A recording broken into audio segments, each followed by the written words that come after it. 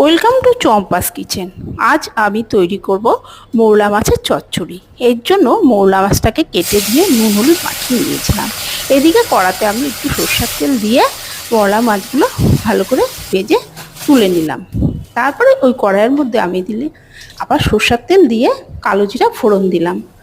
এদিকে কেটে রাখা আলু আর ক্যাপসিকাম কুচো কড়াতে দিয়ে দিলাম।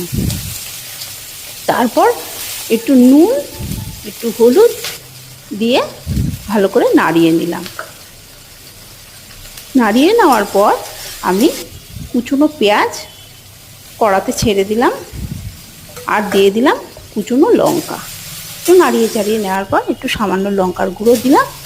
তারপর আমি টমেটো কুচো দিয়ে দিলাম আর ভেজে রাখা মাছগুলো দিয়ে ভালো করে নাড়িয়ে চাড়িয়ে ধনেপাতা দিয়ে সামান্য জল অ্যাড করে আমার রান্নার রেসিপিটা এখানে শেষ করলাম।